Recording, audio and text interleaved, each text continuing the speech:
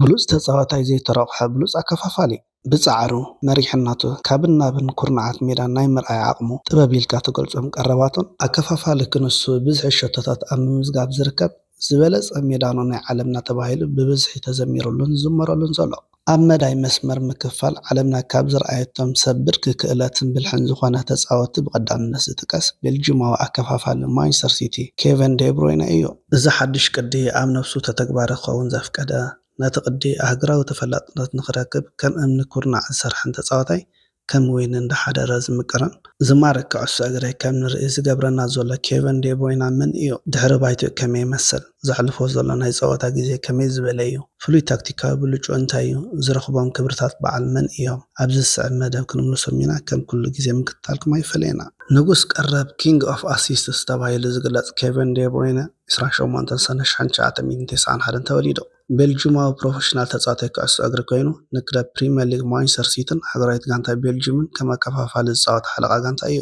ሓደ ካብቶም ዓበይቲ ተፃወቲ ወለድኡ ከምኡውን ሓደ ካብቶም ዝበለፁ ኣከፋፈልቲ ዓለምና ተባሂሉ ብሰፊሑ ይግለጽ። ሙሉእ ተፃዋታይ ኩዕሶ እግሪ ክብሉ እዮም ዝገልፁ ኣፍቀርቲ ኩዕሶ እግሪ። ዴ ብሮይነ ፕሮፌሽናል ላዕለዋይ ፀወታ ኣብ ጀንኪ ጀሚሩ ኣብ 2010-2011 ቤልጅየም ፕሮ ሊግ ክዕወት ከሎ ስሩዕ ተፃዋታይ ነይሩ።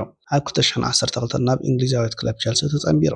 ኣብኡ ድማ ውሕድ ናይ ፀወታ ግዜ ተፃዊቱ ብድሕሪኡ ናብ ቨርደር ብረመን ምልቃሕ ተዛዊሩ ኣብ 2014 ምስ ወልፍስበርግ ብ18 ሚልዮን ፓውንድ ፈሪሙ ሓደ ካብቶም ብሉፃት ተፃወቲ ቡንደስሊጋ ክኸውን በቂዑ። ኣብ 2014-2015 ዲኤፍቢ ፖካል ኣብ ዘመዝገቦ ዓወት ድማ ብሉፅነቱ ኣመስኪሩ። ኣብ ክራማት 2015 ዴ ብሮይነ ናብ ማንቸስተር ሲቲ ብናይ ሽዑ ክብረ ወሰን ክለብ 54 ሚልዮን ፓውንድ ተፀምቢሩ። ኣብ ማንቸስተር ሲቲ ናይ ፀወታ ዘመኑ ከመይ ይመስል ነይሩ ብሰፊሑ ንከታተሎ። ብ30 ናሓሰ 2015 ማንቸስተር ሲቲ ዴ ብሮይነ ብናይ 6 ዓመት ውዕል ምምፃእ ኣፍሊጣ ብክብረ ወሰን ክለብ ብዝኾነ 54 ሚልዮን ፓውንድ 75 ሚልዮን ዩሮ ናብ ሕቑፋ የእትያቶ። እዚ ድማ ድሕሪ አንጀል ዲ ማርያ ኣብ 2014 ናብ ማንቸስተር ዩናይትድ ምግዓዙ ኣብ ታሪክ ኩዕሶ እግሪ ብሪጣንያ ካልኣይ ዝኸበረ ዝውውር ክኸውን ክኢሉ። ኣብ ፕሪምየር ሊግ ንፈለማ ግዜ ምስ ክለቡ ሲቲ ብ12 መስከረም ኣንጻር ክሪስታል ፓላስ ኣብ መበል 25 ደቂቃ ንሰርጂ ኣጌሮ ተኪኡ ክኣቱ ክኢሉ። ብ19 መስከረም ኣብ ቀዳማይ እብረ ተወሳኺ ደቂቃ ኣንጻር ዌስትሃም ናይ መጀመርታ ሸጡ ኣመዝጊቡ ግን ከዓ ካብ ስዕረት ክነገፍ ኣይከኣለን። ኣብ መወዳእታ 2-1 ተሳዒሩ። ብሰለስተ ጥቅምቲ ኣንጻር ኒውካስል ዩናይትድ 6-1 ኣብ ሰዓሩ ልግጥም ድማ ሸጡ ኣመዝጊቡ። ብክልተ ጥቅምቲ ዴ ብሮይነ ምስ ደቂ ጋንቱ ኣጌሮን ያያተረን ብምዃን ኣብ ዝርዝር ተፃወቲ ንሽልማት ባሎን ዲዮር ፊፋ ንምዕዋት ተረቂሑ። ድሕሪ 18 መዓልታት ብ20 ጥቅምቲ ብፊፋ ሓደ ካብቶም 23 ተፃወቲ ዝሓቐፈ ዝርዝር ሽልማት ባሎን ዲዮር ምዃኑ ተገሊጹ። ብ21 ጥቅምቲ ዴ ብሮይነ ኣብ ቻምፒየን ሊግ ኣንጻር ሴቪያ ኣብ ተወሳኺ ግዜ ሸቶ ብምዝጋብ ንሲቲ ካብ መራሒት ምድብ ጁቬንቱስ ብምፅጋዕ ፍልይ ናብ 1 ነጥቢ ጌራቶ። ሰለስተ ፀወታታት ተሪፍዎም ኣብ ዝነበረሉ ብሓደ ታሕሳስ ኣብ ልዕሊ ሃል ሲቲ 4-1 ኣብ ሰዓረትሉ ፀወታ ዴ ብሮይነ 2 ሸቶታት ብምዝጋብ ንማንቸስተር ሲቲ ናብ ፍርቂ ፍጻመ ዋንጫ ኤፍኤ ካፕ ኣስጊርዋ። ብዕለት 27 ጥሪ 2016 ዴ ብሮይነ ኣብ ፍርቂ ፍጻመ ኤፍኤ ካፕ ኣብ ልዕሊ ኤቨርተን 3-1 ኣብ ሰዓረሉ ፀወታ ደጊሙ ሸቶ ብምዝጋብ ወሳኒ ተራ ተፃዊቱ። ኣብ የማናይ ብርኩ ግን ማህረም ስለ ዘጋጥሞ ንክልተ ኣዋርሕ ካብታ ጋንታ ክርሕቅ ክኢሉ። ብ2 ሚያዝያ ዴ ብሮይነ ካብ መስመር ተመሊሱ ኣብ ዲንኮርት ኣንጻር በርንማውዝ 4-0 ብምዕዋት ኣብ መበል 12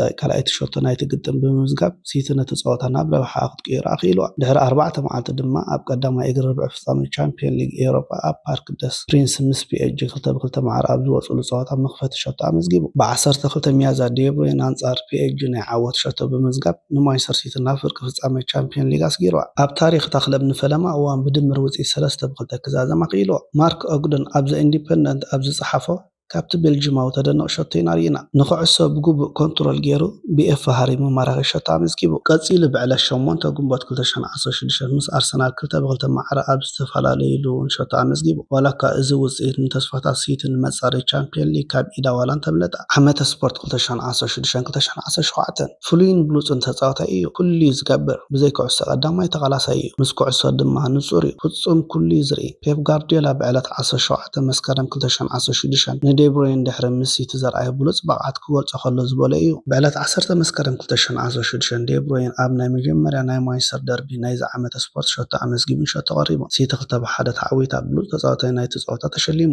ብዕለት 17 መስከረም 2016 ዴ ብሮይነ ደጊሙ ብሉፅ ተፃዋታይ ተሸሊሙ። ኣብ ልዕሊ በርንማውዝ 4-0 ኣብ ሰዓሩሉ ፀወታ ዴ ብሮይነ ንቀዳመይ ሸቶ ኣመዝጊቡ ንራብዓይቲ ሸቶ ድማ ቀሪቡ። ኣብ ካልኣይትን ሳልሰይትን ሸቶታት ድማ ኣብ ቅድሚ ቀረብ ንሸቶ ዕዙዝ ተራ ተፃዊቱ። ድሕሪ ኣህጉራዊ ዕረፍቲ ማንቸስተር ሲቲ ዝቕፅል ፀወታ ፀወታ ኣንጻር ኤቨርተን ብ15 ጥቅምቲ 2016 ፀወታ ኣብ ዘካየደትሉ ውጽኢት 1-1 ተዛዚሙ ኣጉየርን ዴብሮይንን ክልቲኦም ዘይዓመሎም ፍጹም ቁልዕ ክስሕቱ ከለዉ ነሊቶ ካብ ተቀያሪ ወንበር ኣትዩ ንሲቲ ማዕረ ትገብር ሸቶ ኣመዝጊቡላ ብዕለት 1 ሕዳር 2016 ሲቲ ኣንጻር ባርሰሎና 3-1 ኣብ ሰዓረትሉ ግጥም ዴብሮይን ካብ ነጻ ቅላዕ ፍሪኪክ ብልጽ ሸቶ ኣመዝጊቡ ብዕለት 21 ጥሪ 2017 ሲቲ ኣብ ሜዳ ኣብ ምስ ቶተንሃም 2-2 ማዕረ ኣብ ዝተፈላለየትሉ ግጥም ዴብሮይን ኣብ ክልቲአን ሸቶታት እግሩ ሓዊሱ ሓንቲ ሸቶ ኣመዝጊቡ ሓንቲ ድማ ንሌሮይ ሳነ ቀረብ ገይሩ ብሉጽ ተጻዋታይ ናይቲ ፀወታ ተባሂሉ ተሸሊሙ ብ19 መጋቢት 2017 ዴብሮይን ኣብ ስታድየም ኢትሓድ ኣንጻር ሊቨርፑል 1-1 ኣብ ዝወጽሉ ግጥም ብሉጽ ብቕዓት ኣርዩ ንኣጌሩ ድማ ሸቶ ንኸመዝግብ ቀረብ ገይሩሉ ዓመተ ስፖርት 2017-2018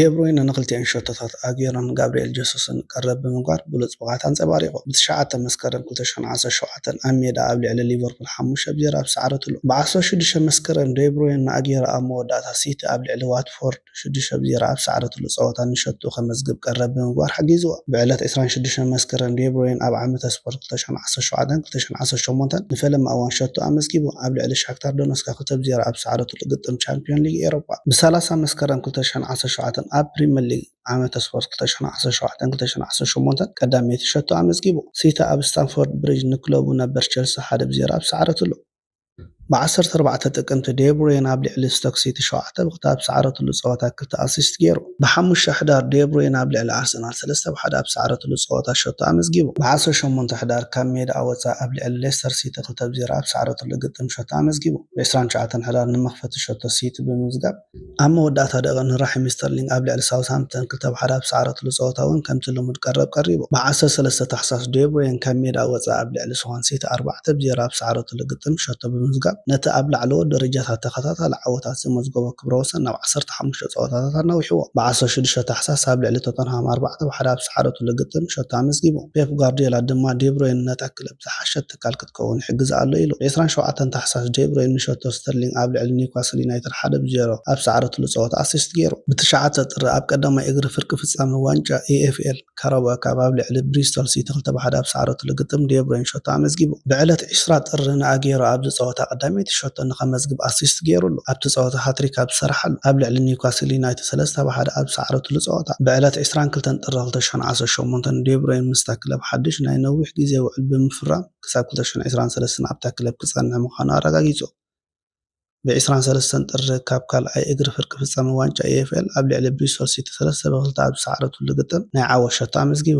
እዚ ድማ ንሲቲ ናብ ፍጻመ ክትሓልፍ ሓጊዝዋ ብድምር ውጽኢት 5-3 ተዓዊታትሉ ብ31 ጥሪ ኣብ ልዕሊ ዌስት ብሮሚች ኣልቢዮን 3-0 ኣብ ዝተዓወተትሉ ግጥም ሸቶ ኣመዝጊቡን ቀሪቡን ብሉጽ ተጻዋታይ ቢቢሲ ተባሂሉ ድማ ተሸሊሙ ብ10 ለካቲት ኣብ ልዕሊ ሌስተር ሲቲ 5-1 ኣብ ሰዓረትሉ ግጥም 3 ኣሲስት ብምግባር ንኣግዮራ 2 ሓንቲ ድማ ንራሒም ስተርሊንግ ገይሩሎም ብዝሓ ኣሲስቱ ናብ 14 ተከባቢልዎም ብ25 ለካቲት ኣብ ፍጻመ ዋንጫ ኤኤፍኤል 2018 ኣንጻር ኣርሰናል ምስ ቤስት 11 ጀሚሩ ሙሉእ 9 ድማ ተጻዊቱ ማንቸስተር ሲቲ 3-0 ብምዕዋት ኣብ ዓመተ ስፖርት 2017-2018 ጽቡቓት ሸቶታት ክትመዝግብ ከላ ብሓፈሻ ድማ ኣብ ትሕቲ ፔፕ ፈላሚት ዋንጫ ክትረክብ ክኢላ ብ31 መጋቢት 2018 ኣብ ልዕሊ ኤቨርተን 3-1 ኣብ ሰዓረትሉ ግጥም ንጋብርኤል ጀሱስ ኣሲስት ብምግባር ሲቲ ዋንጫ ፕሪምየር ሊግ ንምውሓስ ሓደ ተወሳኺ ዓወት ጥራይ ከም ዘድልያ ኣረጋጊጹ ብ22 ሚያዝያ ኣብ ልዕሊ ስዋን ሲቲ 5-0 ኣብ ዝተዓወተትሉ ግጥም ድማ ሸቶ ኣመዝጊቡ ብ13 ግንቦት ኣብ መወዳእታ መዓልቲ ናይዚ ዓመተ ስፖርት ዴብሮይን ንዓወት ሸቶ ጋብርኤል ጀሱስ ኣብ ልዕሊ ሳውዝሃምፕተን 1-0 ብምዕዋት ቀረብ ገይሩ ንጠቕላላ ነጥቢ ቻምፒዮን ሲቲ ናብ 100 ኣዕቢዋ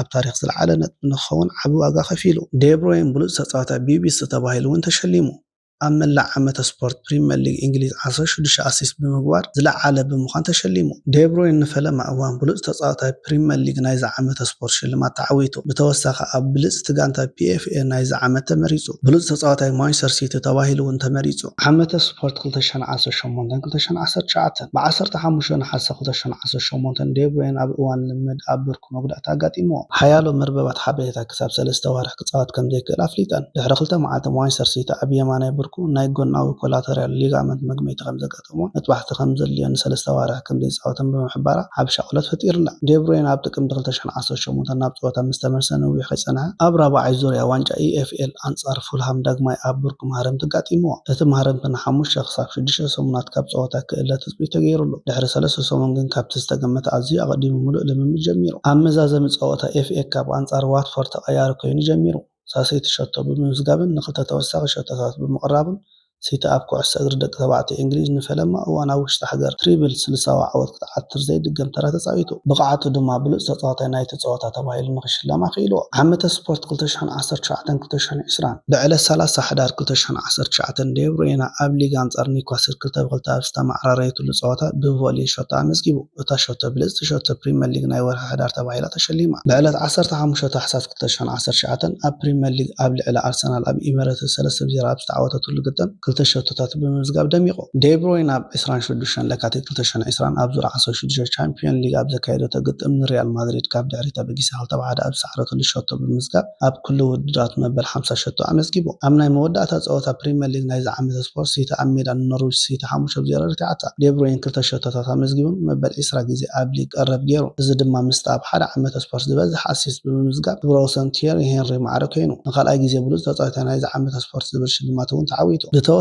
ኣብ ታሪክ ኣብ ክልተ ካብ ብሉፃት 5 ሊጋት ኤውሮጳ ኣብ ሓደ ዓመተ ስፖርት 20 ኣሲስት ዝበፅሐ ናይ መጀመርያ ተፃዋታይ ኮይኑ ኣብቲ ፀወታ ብነዊሕ ርሕቐት ዘመዝገባ ትንኣት ሸቶ ኣብዚ ዓመተ ስፖርት ንኻልኣይ ግዜ ብሉፅ ሸቶ ፕሪምየር ሊግ ናይ ወርሒ ብምዃን ንሽልማት በቂዓ። ኣብ መወዳእታ ናይዚ ዓመተ ስፖርት 13 ሸቶታት ብምዝጋቡን 20 ኣሲስት ብምግባሩን ካብ ክፋል ፀወታ 104 ዕድላት ብምፍጣሩን ብሉፅ ተፃዋታይ ፕሪምየር ሊግ ተባሂሉ ተሸሊሙ። እዚ ድማ ካብ 2006 ጀሚሩ ኣብ ዝኾነ ካብ ብሉፃት 5 ሊጋት ኤውሮጳ ንዝነበረ ተፃዋታይ ዝበዝሐ እዩ። ብተወሳኺ ኣብ ብሉፅ ጋንታ ፒኤፍኤ ተሸሊሙ።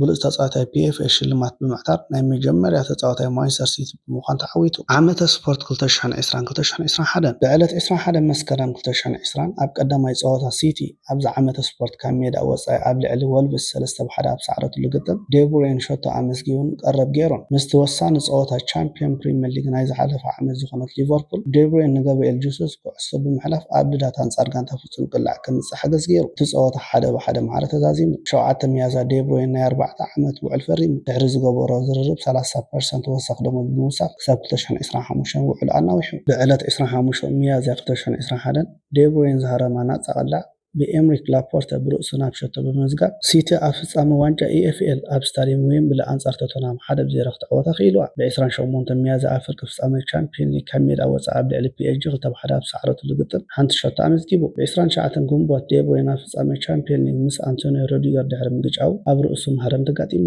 ብጋብርኤል ጀሱስ ተቐይሩ ወፂኡ።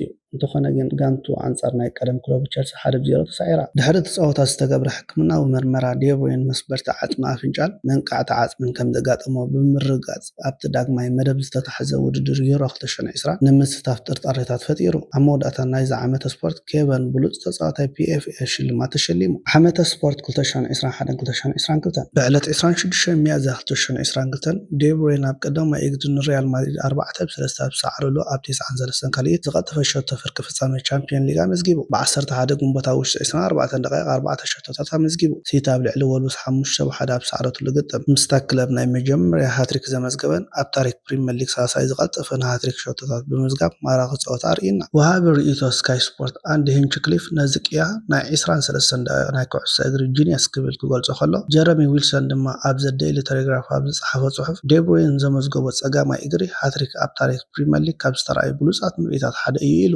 ዴብሮይን መሊሱ ብሉፅ ተፃዋታይ ፕሪምየር ሊግ ናይ ዝዓመተ ስፖርት ሽልማት ተዋሂቡ። ልዕሊ ሓደ ግዜ ነዚ ሽልማት ዝዓተረ ራብዓይ ተፃዋታይ ኮይኑ ብዘይካ እዚ ንራብዓይ ግዜ ብሉፅ ተፃዋታይ ማንቸስተር ሲቲ ተዓዊቱ። ከም ውፅኢቱ ድማ ምስ ሪቻርድ ዳን ኣመዓራሪዎ ኣብታ ክለብ ዝበዝሐ ብሉፅ ተፃዋታይ ናይዚ ዓመት ተባሂሉ። ብተወሳኺ ኣብ ፕሪምየር ሊግ ብሉፅ ኣመዝጋቢ ሸቶ እታ ክለብ ኮይኑ ነዚ ዓመተ ስፖርት ብ15 ሸቶታት ዘዚሞ። እዚ ድማ ብውልቁ ዝበለፀ ክብረ ወሰን እውን እዩ ነይሩ። ዓመተ ስፖርት 2022-2023 ብዕለት 26 ሚያዝያ 2023 ዴብሮይን ንኣርሰናል 4-1 ኣብ ሰዓሩሉ ፀወታ ሸቶ ብምዝጋቡን ኣሲስት ብምግባሩን ንመሪሕነት መወዳድርቱ ኣብ ሰሌዳ ፕሪምየር ሊግ ናይ 2 ነጥቢ ኣውሪድዎ። ጋንቱ ሲቲ 2 ፀወታታት ተረፍ ኣብ ኢዳ ስለዝነበራ መሪሕነት ክትሕዝ ዝለዓለ ተኽእሎ ነይርዋ። 9 ግንቦት ኣብ ቀዳማይ እግሪ ፍርቂ ፍጻመ ቻምፒዮን ሊግ ካብ ሜዳ ወፃኢ ኣንጻር ሪያል ማድሪድ 1-1 ኣብ ዝተማዕረረትሉ ግጥም ንክለቡ ማዕረ ትገብር ማራኺ ሸቶ ኣመዝጊቡላ። ንሳልሳይ ተኸታታሊ ዓመት ኣብ ተመሳሳሊ ዙርያ ሸቶ ክመዝግብ ክኢሉ። ብ10 ሰነ ኣብ ናይ መወዳእታ ፀወታ ቻምፒዮን ሊግ ኤውሮጳ 36 ደቂቃ ጥራይ ተፃዊቱ። ማህረምቲ ስለ ዘጋጠሞ ብፊል ፎደን ተተኪኡ ክወፅእ ክኢሉ። ይኹን እምበር ማንቸስተር ሲቲ ሮድሪ ብዘመዝገባ በርቃዊ ሸቶ ነታ ንብዙሕ ዓመታት ካብ ቅድሚ ዓይና ትስእና ዝነበረት ዋንጫ ቻምፒዮን ሊግ ናብ ሕቑፋ የእትያታ። ንኢንተር ሚላን 1-0 ብምስዓራ። ሲቲ ድማ ንኮንቲነንታል ትሪብል ናታ ብምግባር ምስታ ነዚ ክብረ ወሰን ልዕሊ 23 ዓመታት ናታ ጌራ ተቐፅል ዝነበረት ናይ ደርቢ ከተማ መቐናቐንታ ዩናይትድ